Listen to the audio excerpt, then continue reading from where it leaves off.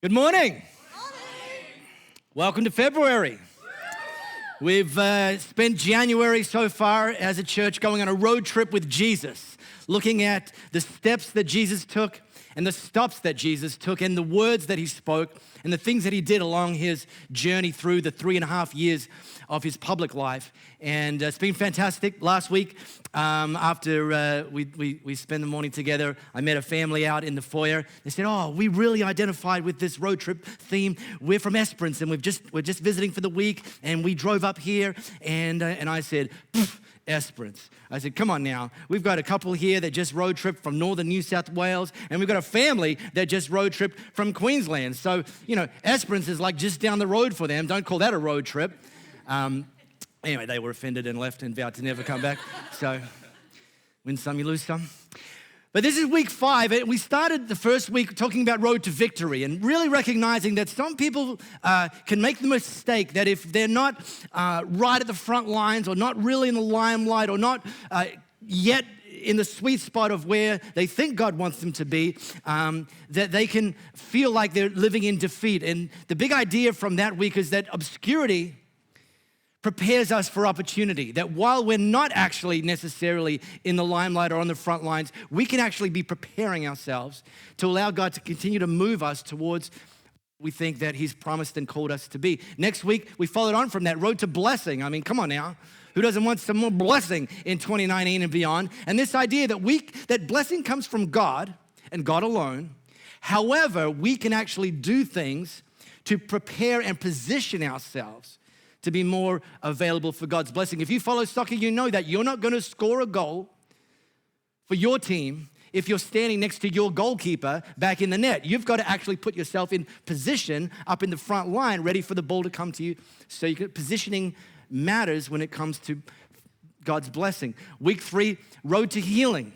That for some of us, dysfunction and damage has followed us into 2019. And some of it occurred in 2018, and so it's still fresh. Some of it occurred years ago and even sometimes decades ago, and it still lingers in the damage that's caused. And God is a healer. God has healed. God does heal, and God will heal. And we can actually ask him and continue to present ourselves to him for that. Last week, my wife Louisa, spoke, and she talked about road to resilience. And you all who are married know that that's an important trait. That's true. She shared the story about me, how I threw her under the bus and she learned to bounce back. It runs both ways. But you're in your job, you need to be resilient. In any form of relationships, we need to be resilient. That life will actually sometimes knock us down, throw us down, try to keep us down.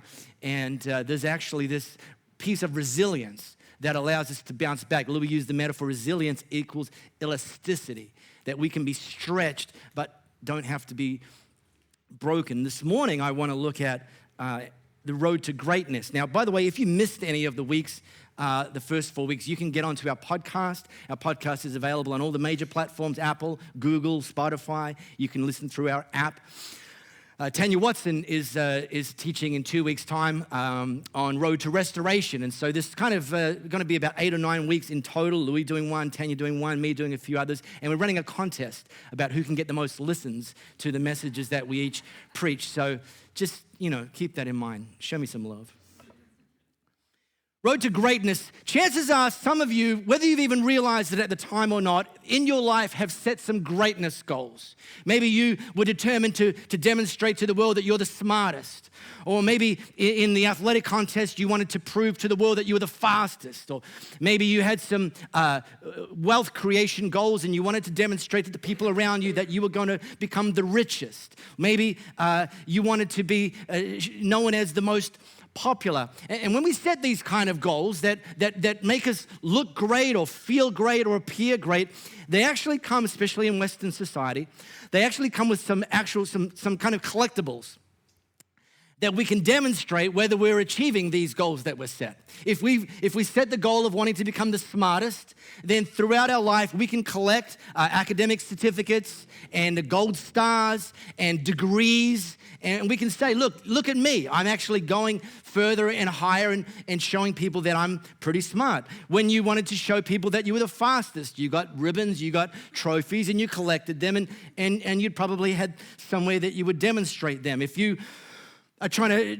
achieve the goal and show people you're great in the area of wealth, then you want people to see that you've got a newer, nicer, bigger house, a faster, flashier, more expensive car, and the other toys that supposedly show the world that we're richer than the person next to us. And then, of course, there's the ever ongoing yearning that some people have of wanting to be the most popular. And that was who had the most friends in the playground when we were in primary school. Now it's often measured through social media, who's got the most likes, follows, shares, comments, and so on. But all of these things kind of gather around this idea of greatness, that there's something more, there's something better. And with the collectibles and with the things that go with that, there's one thing they have in common. And that is they all reflect higher, that a gold medal is higher than a silver medal, that a master's degree is higher than a bachelor's degree, that this car has a higher price tag than this car, and so on and so forth. It's a higher trajectory in our Western culture that's associated with greatness. What I want to do this morning is I want to put this concept of greatness under the microscope and look at it through the lens of how Jesus defines greatness. So if you've got our app, you can tap on the Bible title. It's going to take you to a slice that one of his followers, best follower I think he had, his name's Mark, and he wrote some of that, Jesus steps and Jesus stops. And I want to airdrop us into one of the steps and stops that Jesus took with his followers that Mark recorded. And here's how Mark teed off. They came to Capernaum, and when Jesus was safe at home, Jesus asked them, his 12 merry men, he asked them, what were you discussing on the road? The silence was deafening. They'd been arguing with one another over who among them was the greatest. Now, two things stand out to me right now. First of all, and you parents know this. See, your parents, when your kids were a certain age and they were rowdy, that used to bother you. But then they get to a certain age that when they were silent, you were even more nervous. If you couldn't see them and hear them, you're like, they're up to something. And you'd walk in and you'd go, Junior, what are you doing? And Junior would go. And the silence meant, I'm guilty of a crime. You don't know what it is, but you know this face is guilty. So these guys, the silence was deafening. They gave Jesus the The other thing that stands out for me about this that's not obvious from the slice is actually, we're picking this up at verse 33. If you scroll up, you'll see that right before this part of the journey, before they walked to Capernaum, Jesus had just finished telling them about how he was going to give himself up, how he was going to actually give his life over, that he was going to sacrifice himself for the promotion of others. And yet immediately after that, their discussion shifted outside of Jesus' earshot to how they were going to promote themselves, potentially at the sacrifice of others. 180 degrees different perspective when Jesus caught him having this conversation. You know, in a particular corner of church world, there's a bias that kind of focuses solely on who we're becoming. That we need to put all of our time and attention and energy into character development, into faith development, into our relationship with God. That who we're becoming is the only thing that matters. Doesn't matter what you do, it's about who you're becoming. And I want to put it to you that who we're becoming really matters, and yet it's only one side of the coin. That there is an aspect of what we're doing that also matters, that matters to God. And let me say it this way: becoming someone great sets us up to do something great. That the actual journey, the actual process, the actual preparation phase of us becoming great, of developing character, of growing our faith, of growing in our relationship with God is actually setting us up to ultimately do something great. That becoming someone great is not the end game in and of itself, but instead it's a pathway and it provides the infrastructure for us to ultimately do something great. Let me show you a few of my ready-made heroes in this space. Preparing this week, these names are just like bam, bam, bam. This is a guy named Scott Harrison. Let me show you Scott Harrison. Now, Scott Harrison was a New York-based nightclub promoter. He took a leave of absence from that job, went and spent some time in Africa, in a part of Africa where clean water was an issue. And clean water is not just an issue for drinking, it has implications on sanitation, hygiene, which has implications on health and education and ultimate opportunities. And so he came back from that particular trip with this idea to start an organization called Charity Water. And so you can read about them. It's a very unique model of how they've set up Charity Water. But this was in 2006 that he set up Charity Water. And this is what's happened since 2006. So 12, 13 years later, they've raised more than $320 million. They've funded nearly 30,000 water projects in 25 countries. And when completed, those projects will provide over 8.4 million people with clean, safe drinking water. It really matters what we do, not merely who we become.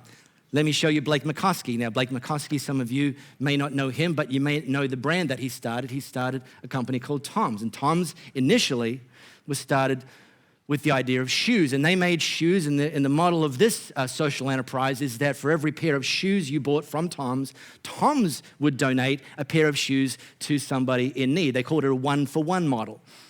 That also was launched in 2006. Now, since 2006, Tom's have donated 86 million pairs of shoes.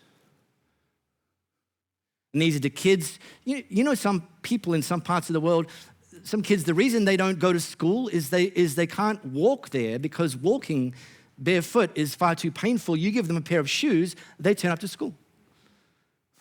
Sometimes it's too cold.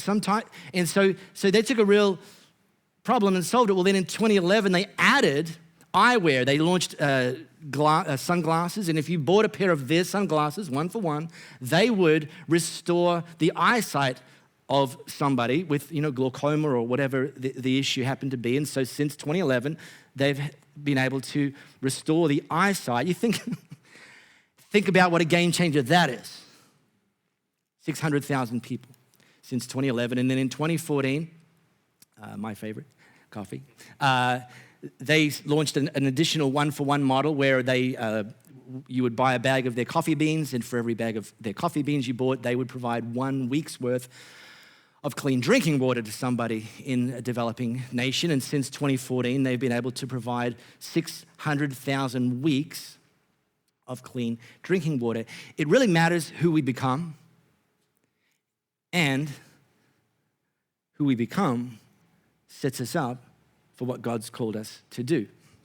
Let me show you one of our homegrown heroes, Daniel Flynn. Daniel Flynn, when he was 19 years old, he's a Melbourne boy. When he was 19 years old, he co-founded the company Thank You. And in our bathrooms, you'll see, and in all of our kitchens, we use their Thank You hand soap. And they set that up as a social enterprise where a large percentage of the profits of this company, they would also invest into projects in developing countries. That was in 2008, and since 2008, they've given over $5.9 million. They've provided clean water and sanitation services to 556,000 plus people, provided food for 155,000 people, and provided maternal and child health services to 95,000 people. Now, here's the thing. It shouldn't surprise us if we understand that God has called us to become someone great, and that provides the infrastructure to us to do something great. It shouldn't surprise us that all three of these people are followers of Jesus. Scott Harrison, Blake McCoskey, and Daniel Flynn are all followers of Jesus who understood that there's a journey that God's doing with them on the inside, and that journey, that development, that building, that fabrication, the infrastructure, the character, the faith, the relationship with Him caused them to launch out and do something great. That it's not just about becoming someone great. Become a great person and do great things. Both of these things, both of these things matter. If we just focus on becoming a great person and do nothing, that's actually quite selfish. Conversely, if we only focus on the doing, we will lack the infrastructure that's going to sustain us as God continues to give us opportunity ahead. So both of these things matter. They're not an either or. They're very much a both and. They're very much two sides of the same coin when we talk about greatness. So Jesus sat down and summoned the 12. That's a good one. Oi! Knuckleheads. So, this is lecture time from Jesus. So, you want first place. Well, here's how that happens from my perspective. Here's how you get to first place from my perspective. Take the last place. Be the servant of all.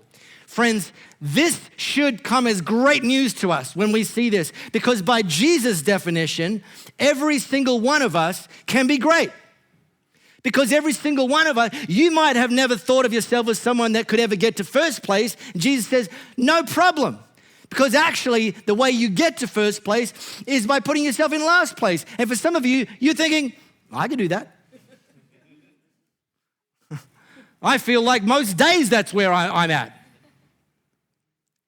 I've been fighting all my life to get out of that place. And Jesus says, your last place, that's the place to be. Because from my perspective, last place is actually the pathway to first place.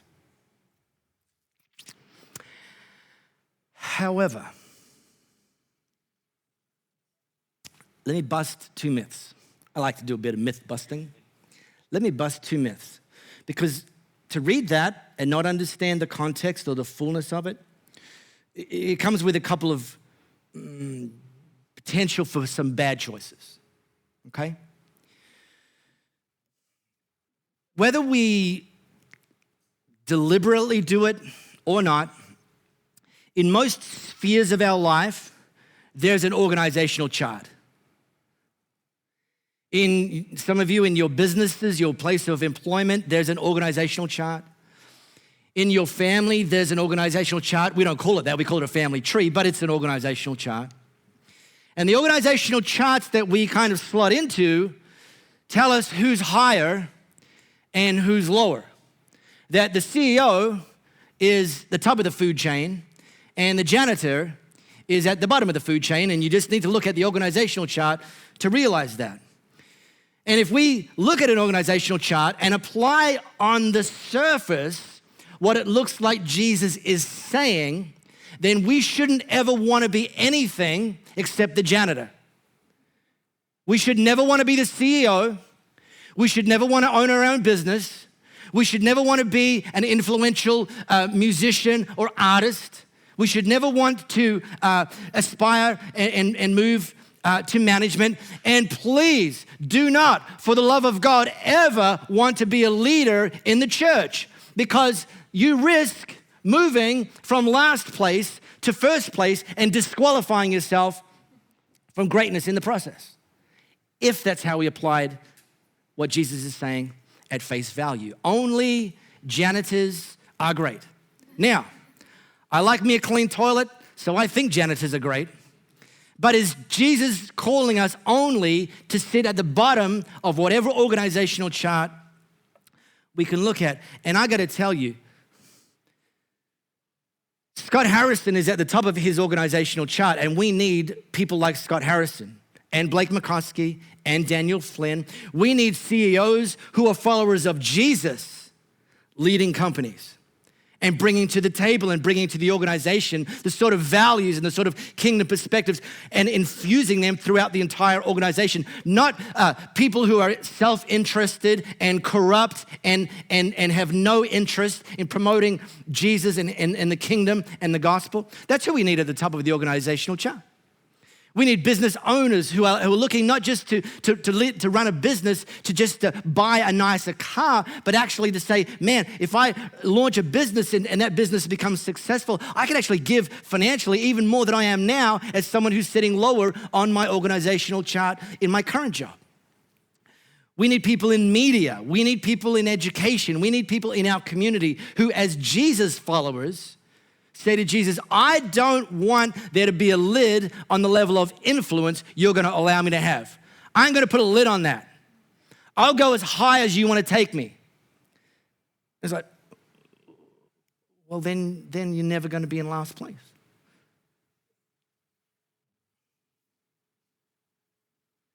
Hold that thought. I'm going to bust that myth in a second.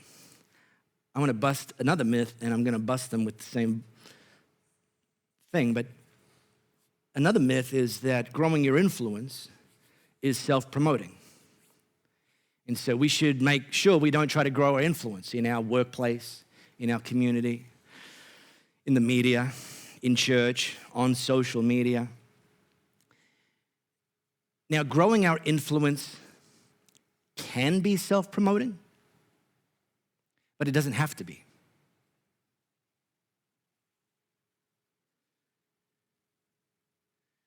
As a church, we are laser focused on growing our influence. And we're using all of the tools we can possibly access in order to grow our influence. I mean, of course, we want to influence the people who are here. Jesus said, go and make disciples of all nations. We love every single one of you, but we haven't locked the doors and handed out membership passes and say, that's it, we're done.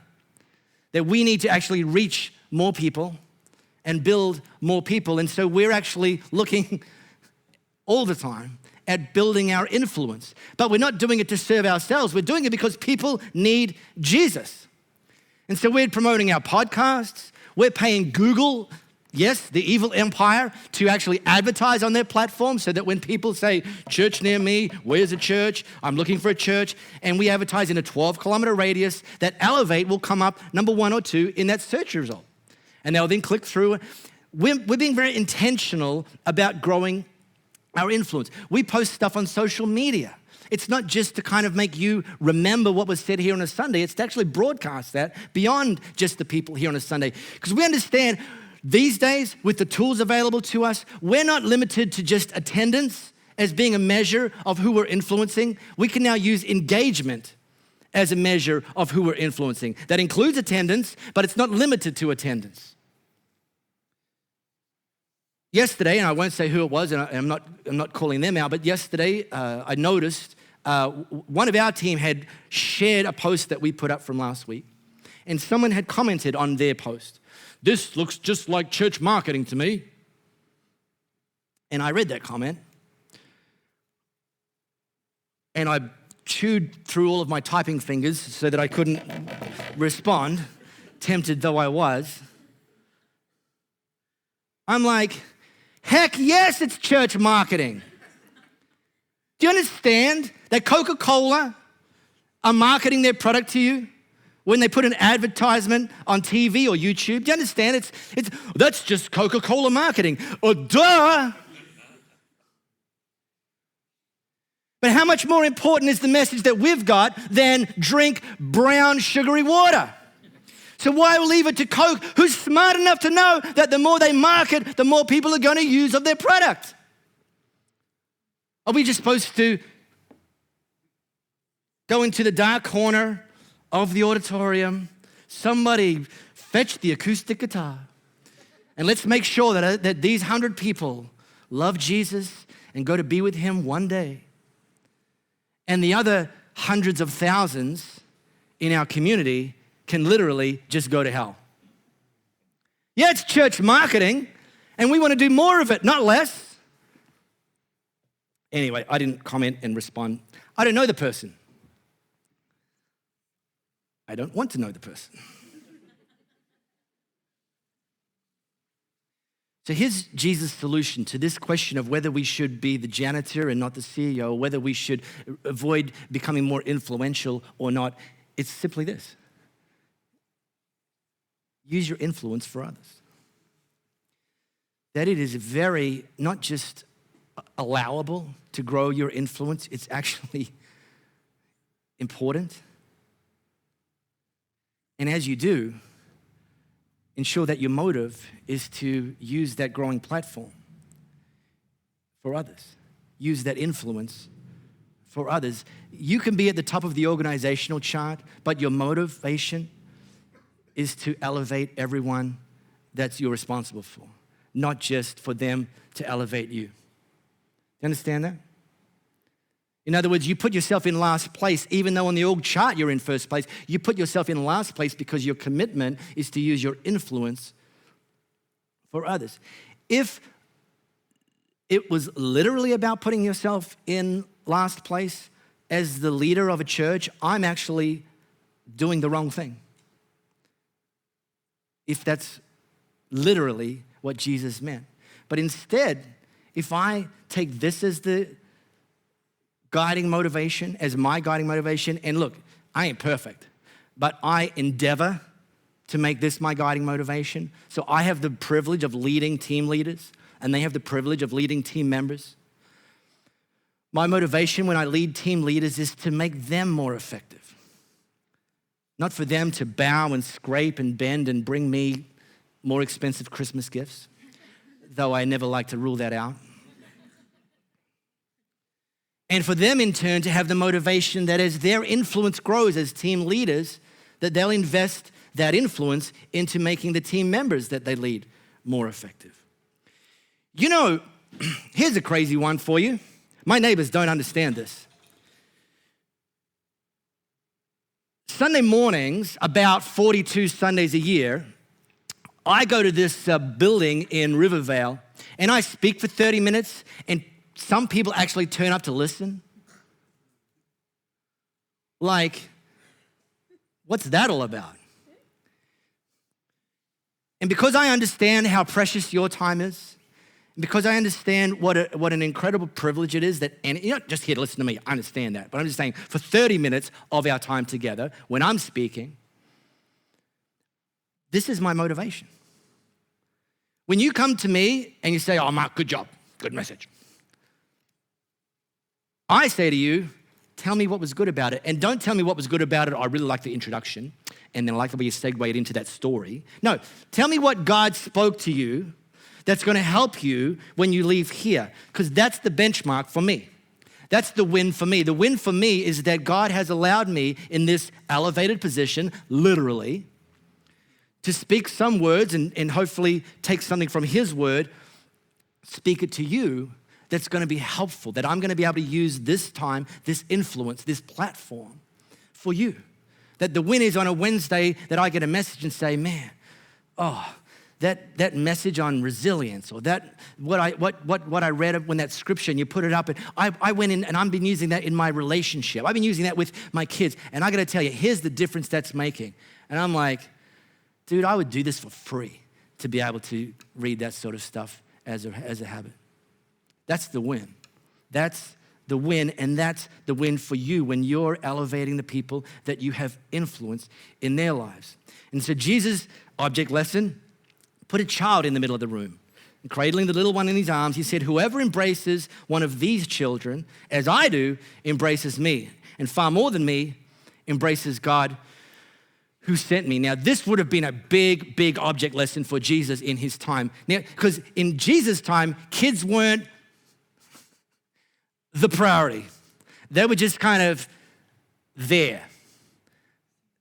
Now we move into different suburbs so that we can be in better school districts. We change sporting clubs if we see juniors got some aptitude in a particular sport. You know, A lot of families make their world around their kids. That wasn't the thing in Jesus' culture. In fact, the fact that Jesus pointed to the child and said, I want you to use your influence the way that I'm using it with this child. He was saying, this child is not going to help you become the CEO. This child is not going to boost your Instagram followers. This child is not going to pay you for your bum wiping services. This child can do absolutely nothing for you. And that's how I want you to serve. I want you to look at the people you have influence over, and here's the key: serve without expectation. Serving and becoming great is not transactional. It's not a scale. If I measure out some, I better get the equal amount back or else it's game over, buddy. No, use your influence for others and serve without expectation. I joined the team and nobody thanked me for the first 3 weeks. Well, what was your motivation? Was it to serve or was it to get accolades?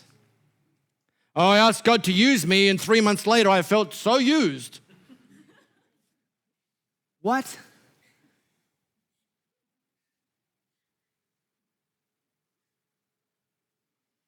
Now, there is a difference between being used and being abused. Okay? And I know some of your stories from church life in other churches growing up, and you have walked away with some damage, and I get that. And no church is perfect, including Elevate Church. However, we do try to create an encouraging environment. We try to have text messages and emails flying around through the week of encouragement. Hey, I really loved when you did that. That a team leader would look at it for opportunities to recognize and affirm and say thank you and good job and well done. And I appreciate that and I appreciate you and what you're doing makes a difference, and connect what they're doing to vision and to mission. And because you did that, we were able to do this. And we're trying to build that culture where everybody who says, I want to serve, while they come with that expectation, their lack of expectation gets exceeded by having affirmation and gratitude and recognition and encouragement and thanks. We're also trying to build a church where the people who get served demonstrate appreciation. Now buckle up while I ask a couple of questions. Those of you with kids in Elevate Kids, do you, when you go to check Junior out, do you say to the person in the orange shirt every single week, thank you so much for investing into Junior? Because they could be sitting next to you in here. They're not paid, but they're not. They're serving out there without expectation. So do you, this is road trip with Jesus, not guilt trip with Jesus, understand? All right? I'm not trying to push you down. I'm trying to lift you up, because when you do that, guess what? You elevate them, but you're going to walk away a little elevated yourself, right?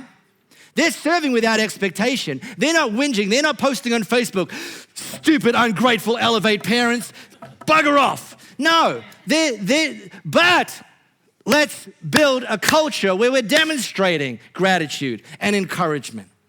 When you partake of some delicious coffee of the day, guess what? That didn't just magically get airdropped from heaven by the coffee gods. No, there's a fleet of people with black t-shirts that say, welcome, we've been expecting you. So get a cup, look for them and say, I love you more than life itself. I don't think between Jesus and you, I could not exist without you. Seriously, when was the last time you thanked one of our host team members for getting here, call time 8:15 a.m., before even some of your alarms go off on a Sunday, to settle this up and make sure that we all get to enjoy a fantastic live experience? These slides and videos and music team's cool. You know, media team and our music team in church world, they're called Philo people. That's not because they're puff pastry, by the way. It's Philo, first in, last out. Winter, spring, summer, and fall. First in, last hour? When was the last time? You know what they look like. They're up here. You were looking at it for 20 minutes. When they're done, when we're done, go and find them. And they might not have played your top 4.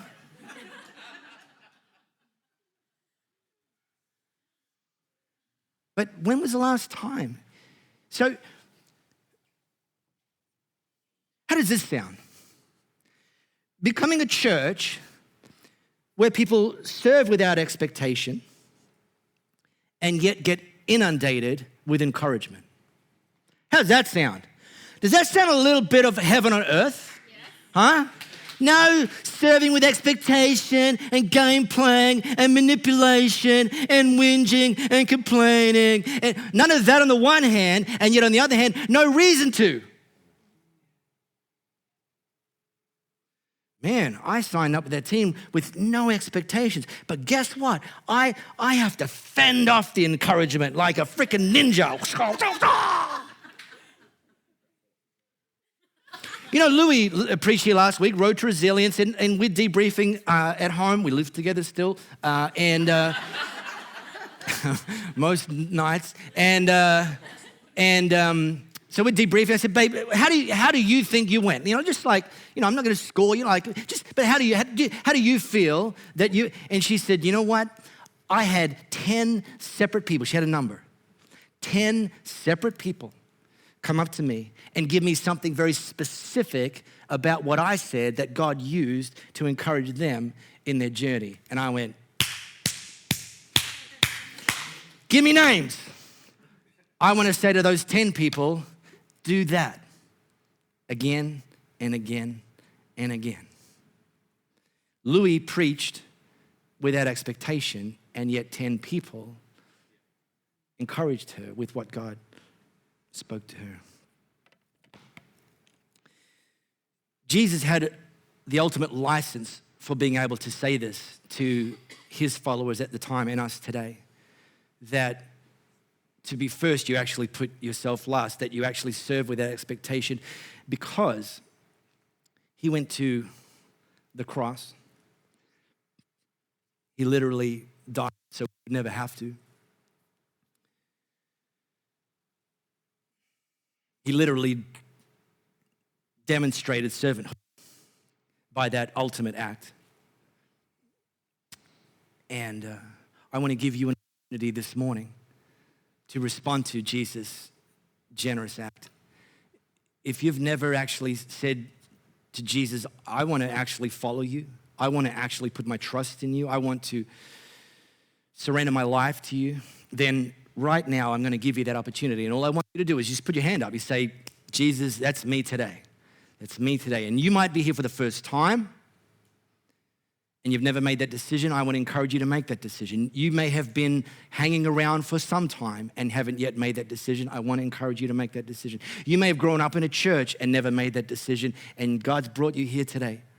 I want to encourage you and give you that opportunity to make that decision, to say, yes, Jesus, today I want to follow you. So right now, before we finish, how about you just slip your hand up? You say, yeah, that's me this morning. I see your hand. I'll ask you to put it down. I'm just going to pray for you then from up here. I don't want to miss anybody.